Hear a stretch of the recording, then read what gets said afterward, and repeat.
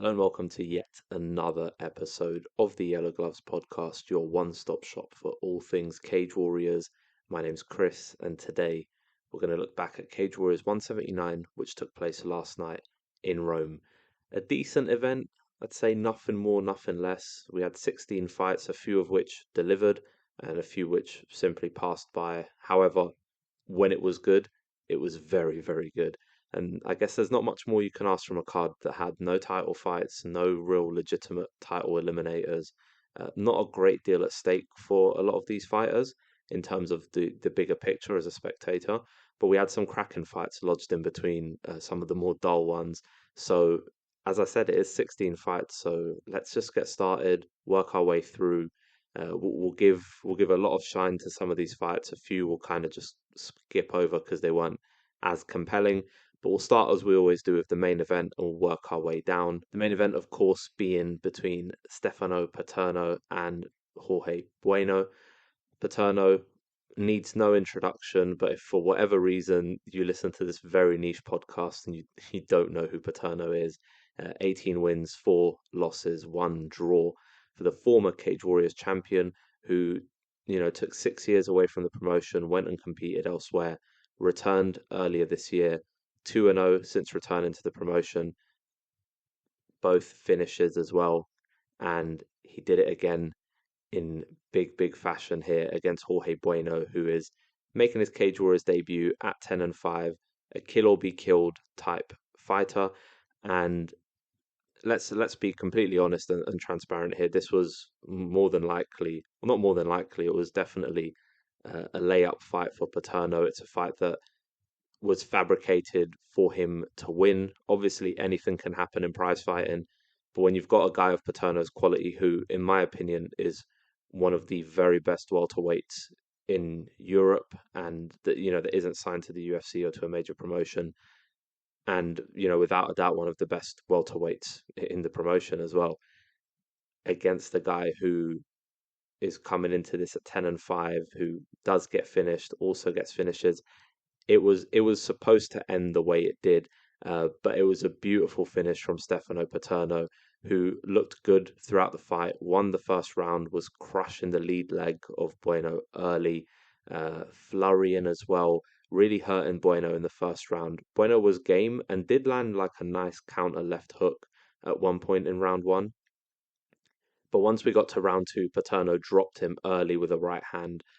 A flash knockdown. Bueno recovered immediately, but there was this moment, and it's what led to the end of the fight.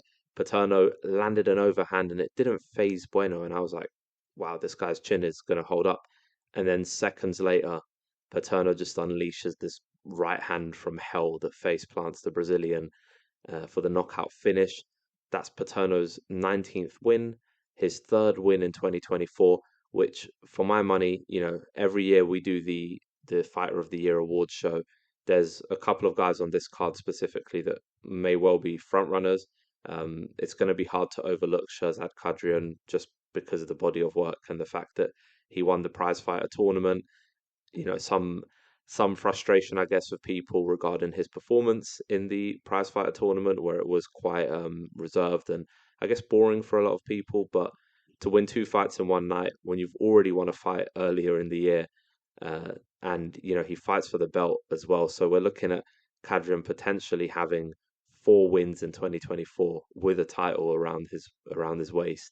It'll be hard to argue, but if he doesn't, you got guys like Paterno and Giordano as well, who we'll talk about shortly, no doubt, who have been very active this year and have, left some memorable moments in the cage as well. And for Paterno, look, it's 3 successive finishes since returning to the yellow gloves. And I think that it's weird with Paterno. I don't know what's next for him. You look at the record, you look at him as a fighter, and you think, oh, UFC, blah blah blah. But it was a bit frustrating not to see him in the prizefighter tournament. I don't know if it was due to injury or something like that. It was a little bit odd because I thought that he's the most kind of perfect fit for prizefighter, but I guess not. But at 170 pounds, I mean, in fact, I'll shoot over to a question here from NDH330 on Twitter, who asked me, does Jimbo Slice, so James Sheehan, for those of you who don't know the iconic nickname of the welterweight champion, yeah, he asked, does Jimbo Slice go on tough or does he defend his belt? Obviously, they've announced that there's going to be a Ultimate Fighter, another one, flyweight and welterweight, I believe. And the only reason I know it is because of this exact user on Twitter who asked me earlier in the night as well, who I think should be called up from Cage Warriors for tough. But I don't think James Sheehan will go on it. It would be cool, to see him in that spot, but there's so much work to be done at welterweight, and I think also a lot more work that can be done to get him noticed a bit better than tough. For me personally, like at 170 pounds, there's so many great fights for him. You think Paterno's one of them. Obviously, you've got Emil Brown, you've got Yanis Bakar. It's yeah, it's and that's me honestly just going off the last few months. But even you got guys coming back who haven't fought in the promotion for a while. There's so many. Welterweight's one of the most stacked divisions in the organization, and Fabio Onofre also on Twitter asked for some fantasy matchmaking, and then also mentioned that Paterno post injuries has been unstoppable. And yeah, I agree 100%. And I guess if we are doing fantasy matchmaking, the winner of Emil Brown versus James Sheehan, which I think should be next, because obviously the Yanis Bakar and James Sheehan fight fell off, and you'd love to see them put that one back together. But at the same time, you just want to see Emil Brown get his shot because that's the whole point of prize fighter. So in terms of fantasy matchmaking there, who wouldn't want to see Paterno slugging it out with, a real gunslinger like James Sheehan or a ridiculous power hitter like Emil Brown? I think there's so many great potential fights for Paterno. And we'll continue with the questions here because Denny Rants or Sean Denny, who, if you don't follow him, covers European MMA, I guess like no other person. He obviously does work for Severe MMA, one of the best reads out there, does incredible work on KSW. If you don't follow Sean, I'll be shocked. Like if you're listening to this, we probably have the same inclinations MMA wise, and Sean's one of the best follows. But Sean asks, predict the next Italian champion, and it would be very lazy of me and boring of me to say Paterno, but look, it's certainly feasible. He's got to be next in line after Sheehan and Emil Brown get their business done. Paterno has to step in, and in all honesty, I'd fancy Paterno against both guys. He is of course hittable, and we've seen Paterno slip in the biggest of moments in big fights. I mean, the Houston fight was unreal, but obviously didn't get his hand raised on the night. I wouldn't be surprised if Paterno just went in against either guy, got the job done inside the distance, and became the next Italian champion. Part of me wants to say Alessandro Giordano, but there's just so much going on at bantamweight, and he's got some quality wins, but he's still, he's 3-2 in the promotion. His last three wins have been magnificent, and we'll talk about him shortly because I can't wait to actually talk about his fight. But I think it's always interesting predicting the next champion for Cage Warriors because they could get snapped up in an instant by another promotion, or you know they might lose their next fight and then we just don't see them in contention again. But I think for Paterno, it makes total sense. The record is there, former champion. He's a fantastic test for these newer up and coming guys. James Sheehan's 8-3. Emil Brown, hasn't had a great deal of pro fights more than James Sheehan. Um, Paterno would be a great test for either guy once they get their business done. So maybe, mid 2025, Paterno could potentially have gold wrapped around his waist. I wouldn't be surprised in the slightest. So we'll move on to the co-main event, which was between Konstantinos Ntelis versus Simone Patrizzi. I was really excited for this fight. Ntelis returned into action after his submission loss to Jan Quayhagens back in April. Super highly rated prospect is Ntelis, and I'd picked Jan to win, but I thought he left a good account of himself, obviously, until getting submitted. And Simone Patrizzi, 7-2. We last saw him in July, where he had a weird fight with Diego Dixon in that it was a fight he was definitely supposed to win, and After the first round, it looked a bit rocky, but then the second round started and he just blitzed and TKO'd Dixon within, I think, the first 45 seconds of the round. So Patrizzi coming into this with a winning record, and Ntelis looking to get his hand raised in the yellow gloves for the first time. And all we got of this fight was a crisp 90 seconds because Ntelis decided to deliver one of the knockouts of the year when he clobbered Patrizzi with this thunderous right hook, just as Patrizzi was looking to dip. I mean, it wasn't quite that he was looking for a takedown, but he was definitely changing levels. I don't know if to feint or something, but gets clocked with, yeah, one of the grossest KOs you'll see in 2024. Ntelis absolutely face plants Patrizzi and then follows up with some nasty shots. As the referee's pulling him off, he's still punching away. It was some really like gross, visceral shit that we saw from Ntelis, who improves to 9-3 and really silenced the home crowd.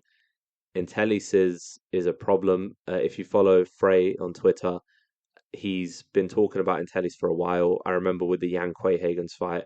I won't hide my affiliations. Jan Quayhagen's is one of my favorite fighters and a friend of the podcast. And Frey was telling me, look, Ntelis is really, really good. You're sleeping on him, and Ntelis put in a great performance there. And I saw exactly today what Frey was on about. And Frey also submitted a question for the pod. He said, "Were you expecting Ntelis to win, and in such a dramatic fashion, nonetheless?" So the answer to both is no. I actually picked Patrizzi to win via decision. I thought Patrizzi would have enough about him to kind of grind out a result. I believed it would be a kind of back and forth scrap, though, but I didn't expect Ntelis to deliver a KO like that. Immediately goes on my shortlist for finish of the year.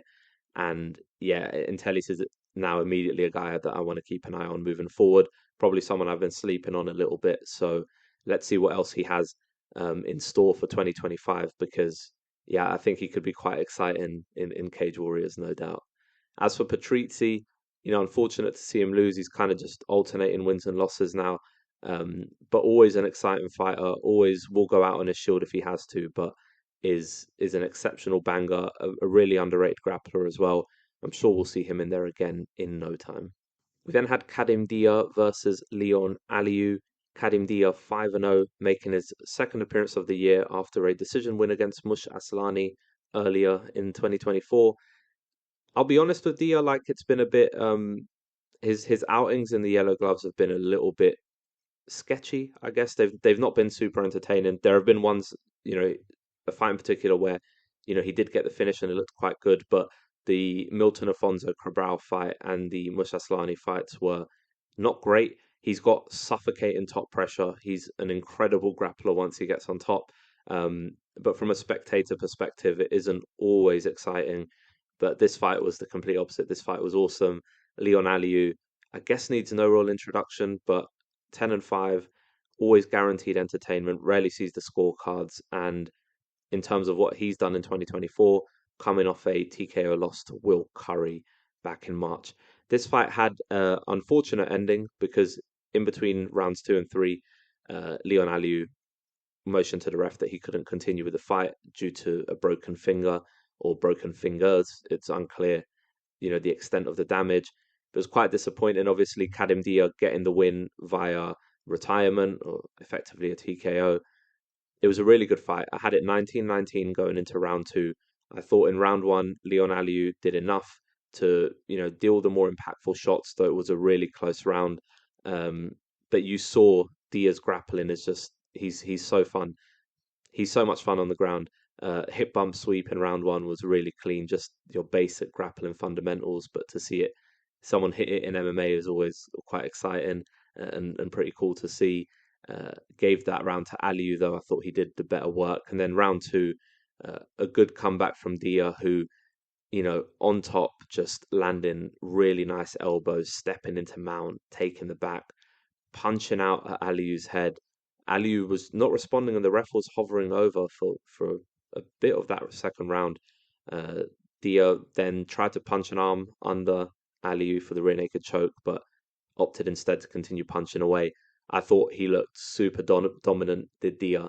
And again, another guy at 170 pounds, which We're talking about this conveyor belt of prospects and this conveyor belt of title hopefuls and title contenders. And Dia's right up there. Like, whatever you think of his performances in the yellow gloves, he's not only is he winning, he's dominating people. So whether it's entertaining or not, people are struggling to hold a candle to this guy. And had this fight continued beyond the injury for Aliu, I think Kadim Dia would have won the fight anyways. As I said, I had it 19-19 going into round three, but it felt like a real momentum swinger. All the damage that Dia did at the end of round two. Yeah, it's a shame for it to end that way. But Dia now is 6-0 with four of those wins coming in Cage Warriors. The guy's got some pretty terrifying ground and pound, and like I said, his top game is pretty impressive. So I'm sure in 2025 we'll see more of a push to have this guy again continue climbing up the ladder and have him fighting even more relevant opponents, because Aliu was a really good test for him and he passed it with flying colours. Alessandro Giordano versus Emanuele Zaccaria is the next fight we'll talk about. Effectively, the people's main event. Zaccaria stepping in on a handful of days' notice against Alessandro Giordano. Giordano, for me, just out of nowhere, has become one of my favourite fighters in Cage Warriors. Went to war twice already this year, turning in two Fight of the Year contenders against Sam Kelly and Michele Martignoni, and winning both of those fights with third round finishes. 2-2 coming into this in the yellow gloves. But spoiler alert, did get his hand raised in this fight. Emanuele Zaccaria, we last saw him in a loss to Shahzad Kadrian, but 6-2, an all-out finisher, whether he wins or loses. Never once seen a scorecard until he ran into Alessandro Giordano, and this was the first decision of Emanuele Zaccaria's career, and he drops it, split decision loss. It was a very competitive, very close fight. I struggle to see how you can score it for Zaccaria though. Like, it was close in that, I thought round three was a clear Zaccaria round. I guess maybe, I don't know. I don't think you can, maybe you can argue round two, but I don't think so. I scored it 29-28 to Giordano, and just amazing work in this fight. The absolute 100% fight of the night. Started early, as you'd expect. Both men just trading stiff, straight shots. Giordano definitely having more pop on his strikes, sitting on his shots early, and you felt that he was out for blood early. And I think Zaccaria did well to manage that initial onslaught, attacking the single leg, dipping into like this double as well, just to try and give Giordano different looks and give him something else to think about.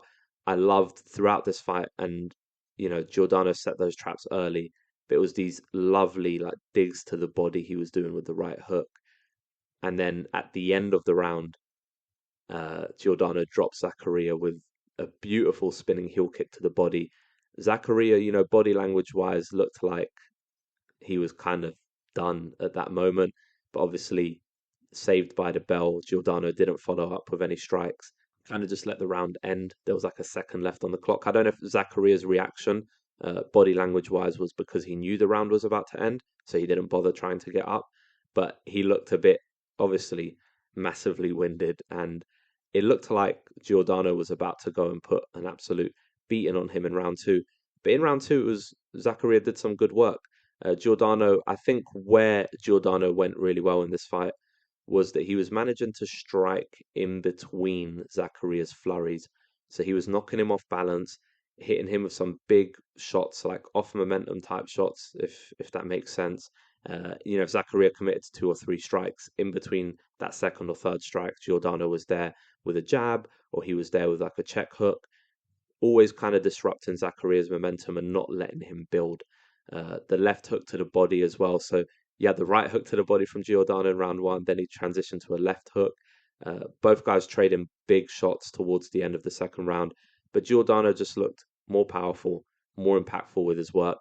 Probably the highlight of this round was a really crisp back fist after a left hook from Giordano. Thought he did great work here, and I had him up 2 rounds going into the third. Zaccaria's third round was really good.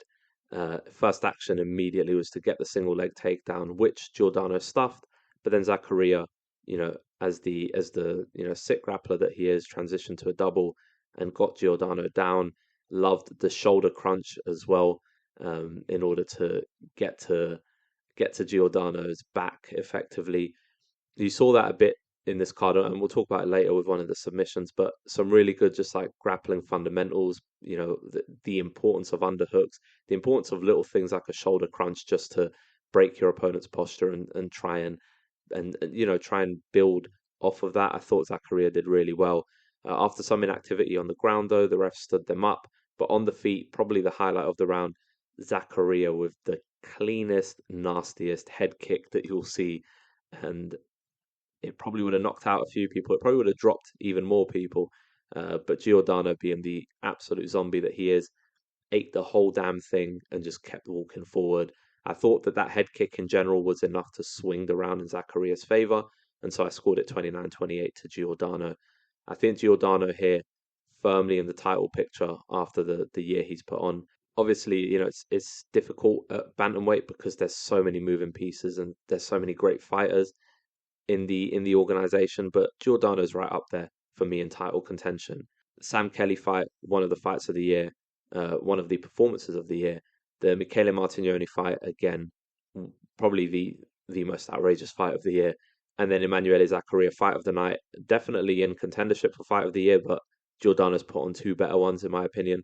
But all of that in the space of 8 months, three massive wins, and Giordano puts on a show every single time. What a fighter he is, and I cannot wait to see him again. We'll transition now to featherweight, where we saw Solomon Simon take on Walter Cogliandro. Solomon Simon, look, I'll hold my hands up. One of my favorite prospects at 145 pounds, one of my favorite featherweights in Cage Warriors. So I'll be completely honest.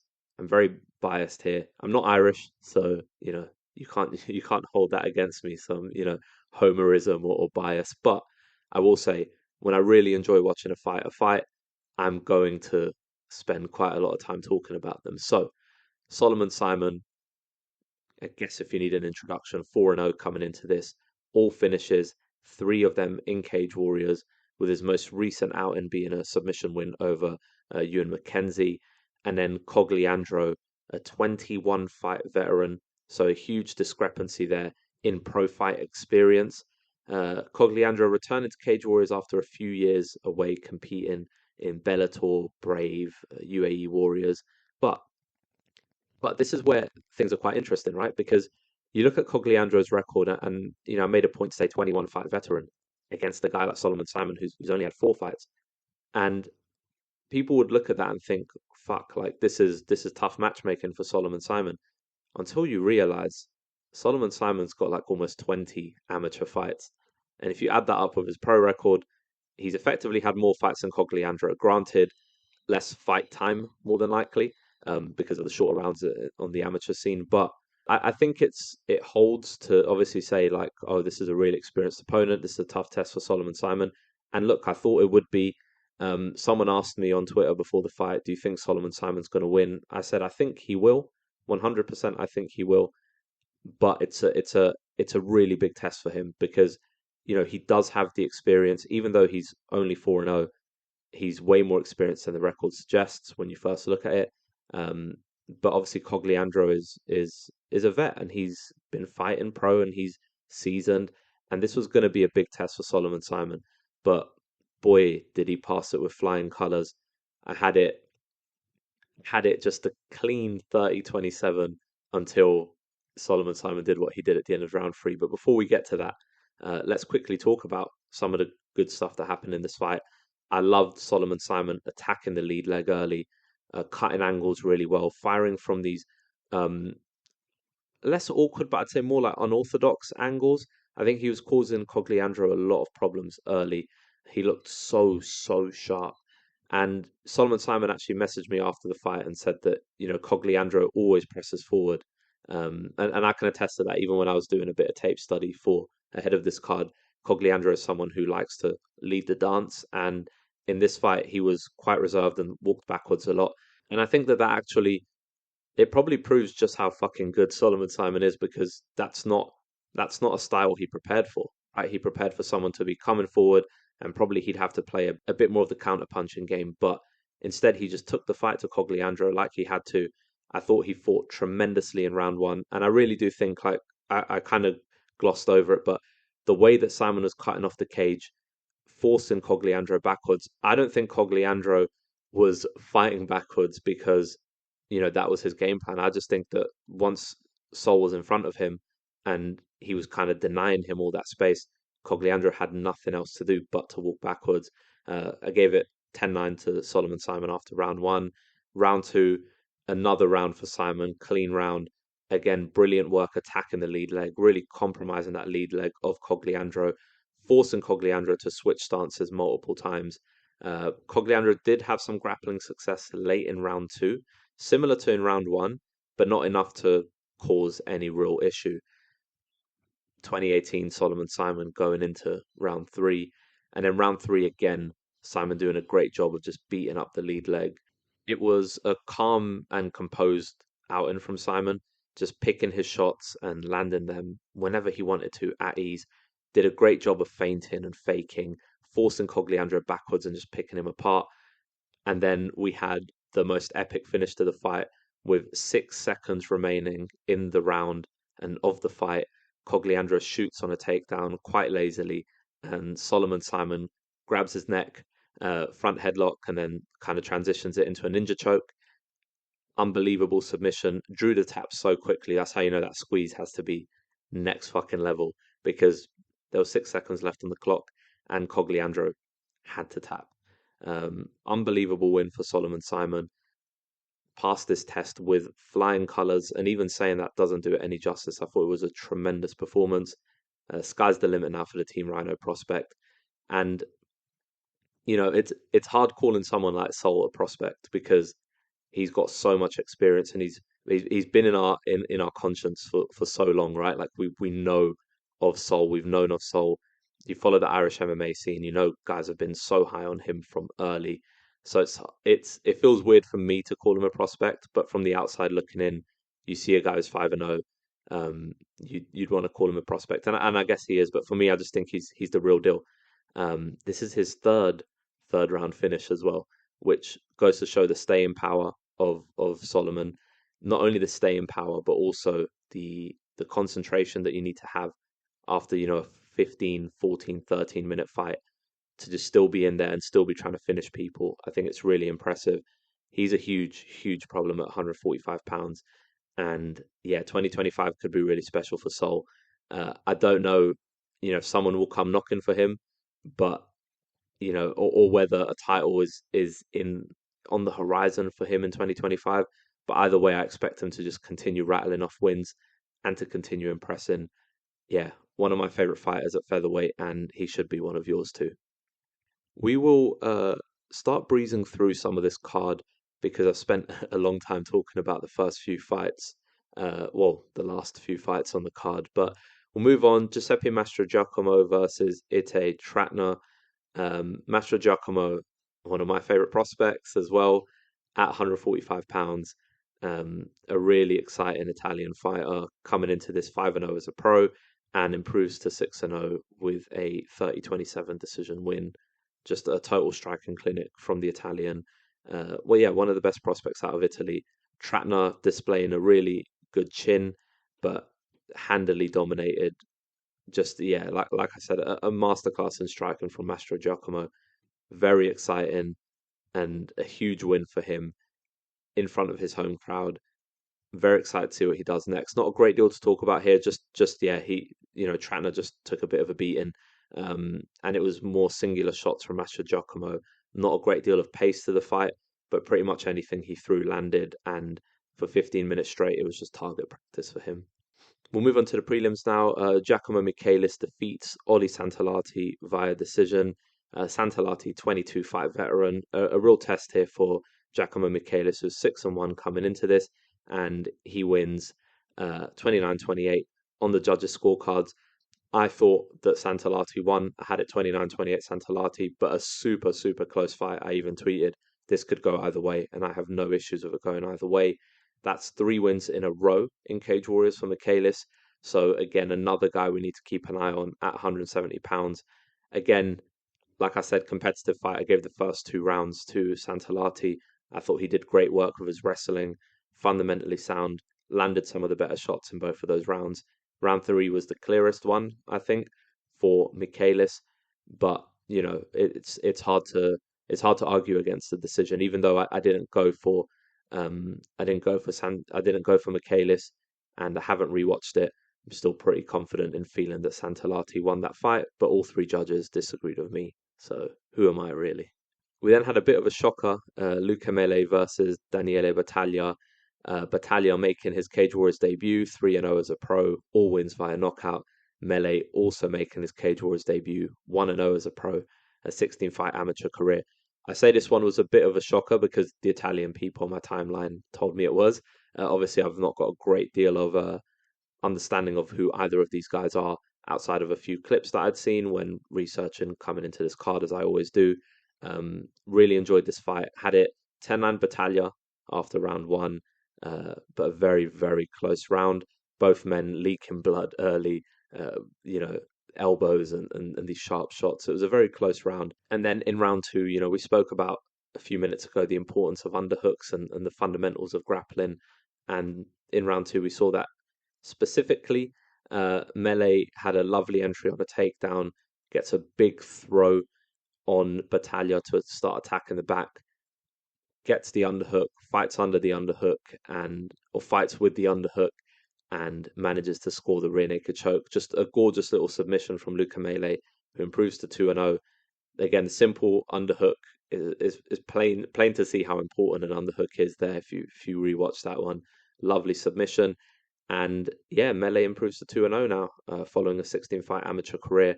Again, at 170 pounds, a lot of 170-pound action on this card.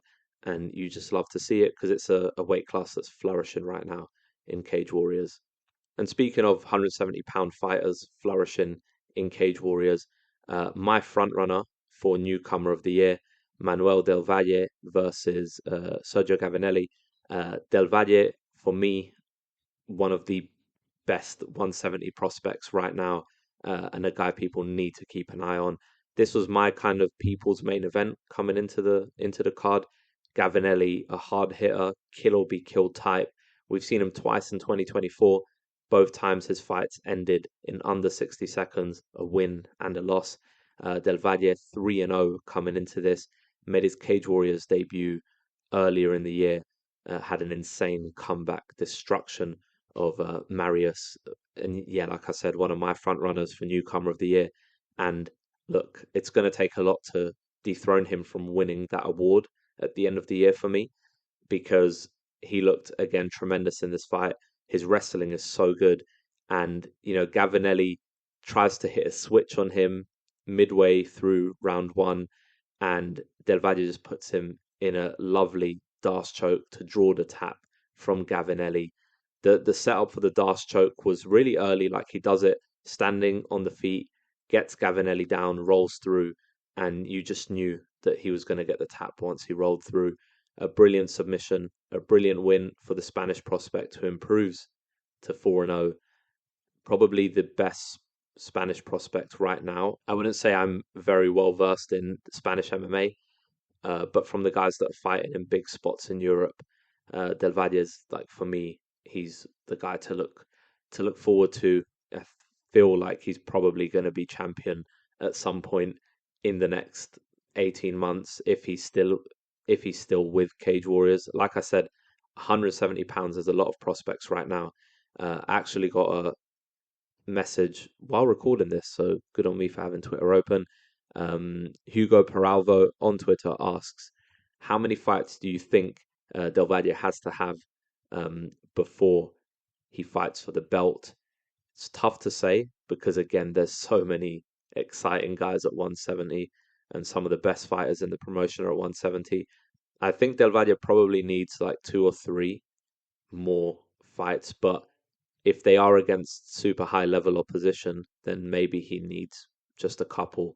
If Cage Warriors go to Spain and do a card, Topuria fought in Cage Warriors as well. So there's a lot of hype around Spain right now, and I think Cage Warriors will capitalize on it.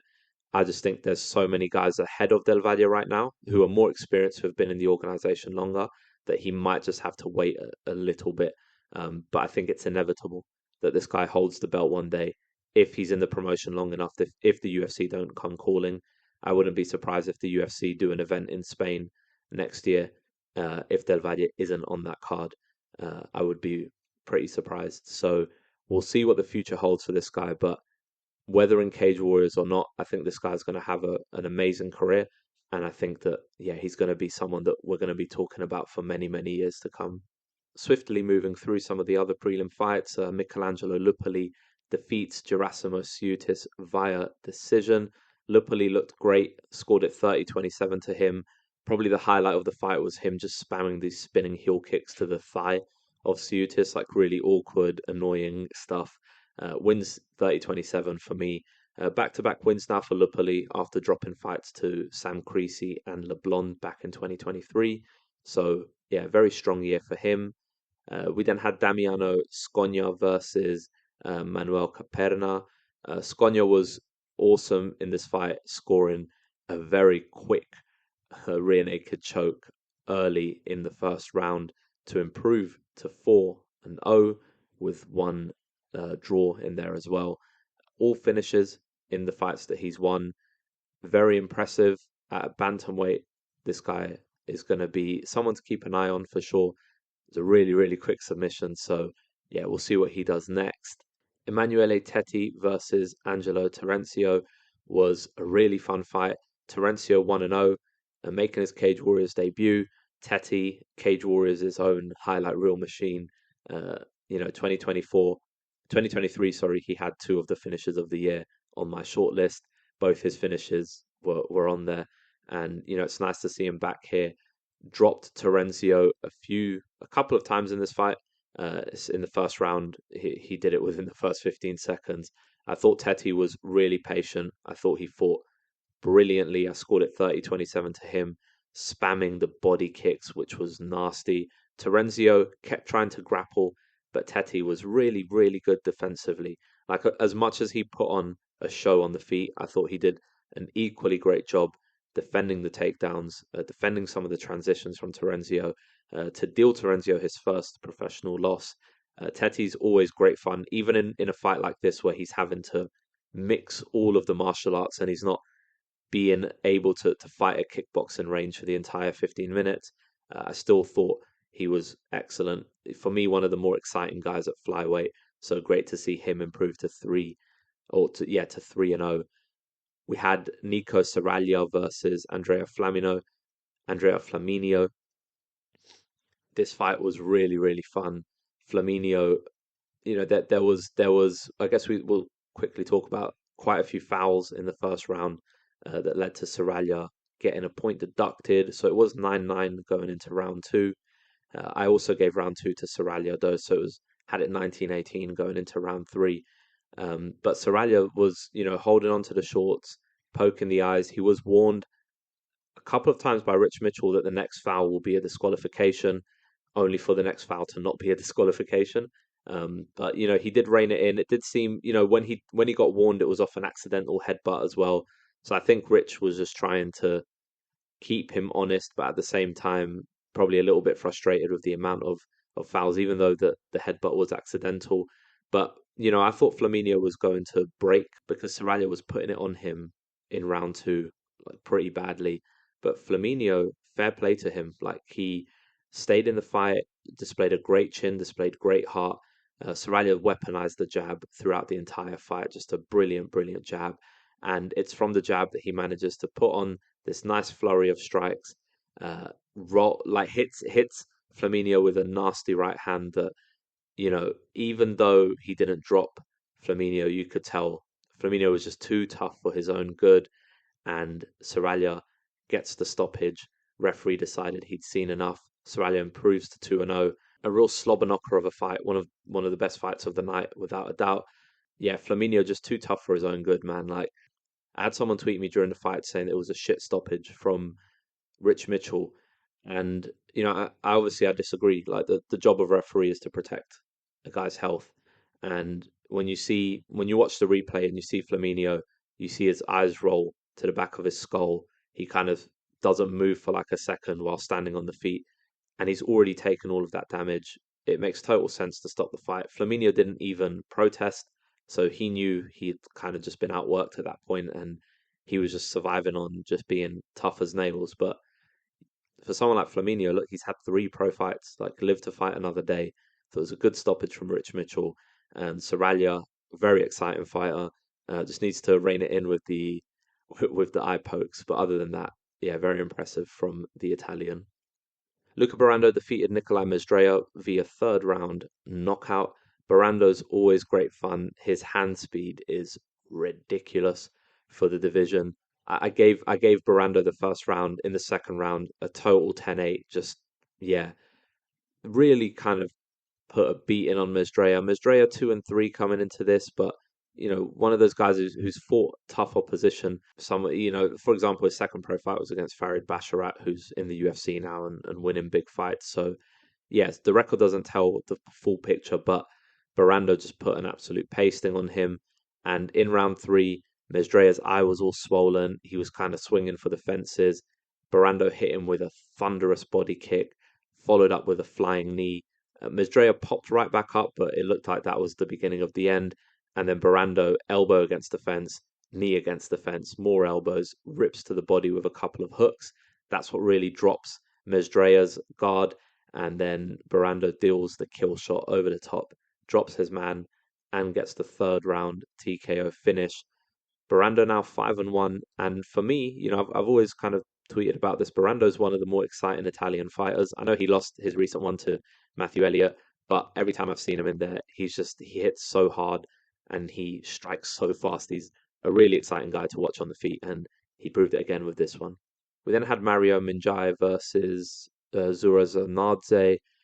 Zanadze coming into this fight, I believe, this one was quite interesting. So he's 7-2, comes into this fight on short notice after KOing his opponent 6 days prior. So steps in on short notice, coming off a knockout win, which is pretty insane stuff. Mario Minjai is 6-0, or was 6-0 coming into this. Made his Cage Warriors debut in March and won via triangle choke. And guess how he won here, guys? He won via triangle choke in round 1 to improve to 7-0. It's dangerous to play in this guy's guard. That's 2 fights in Cage Warriors, 2 triangle choke wins, 7 wins in total, and 4 triangle chokes. So yeah, you play a dangerous game when you choose to sit in this guy's guard. What a win for Mario, and yeah, I think he's put a lot of people on notice with that submission. You've got to really kind of toe a very, very thin line if you decide to play in this guy's guard. Just an awesome opportunist on the ground, and yeah, a bit of a submission sniper with that triangle. So the last fight we'll talk about, which was the first fight on the card, Conor McCarthy versus Gianluca Rocca. Conor McCarthy, when he got signed by Cage Warriors, first thing I posted, so I've got the receipts, you can quote me on it, as I said, what a signing for Cage Warriors, this kid's the future, and he did not let me down, I will say that. McCarthy, if you need some background, one of the best prospects out of Ireland, one of the most exciting prospects out of Ireland. 2-0 coming into this. Gianluca Rocca, real massive test for Conor McCarthy here. 8-4, making his third Cage Warriors appearance.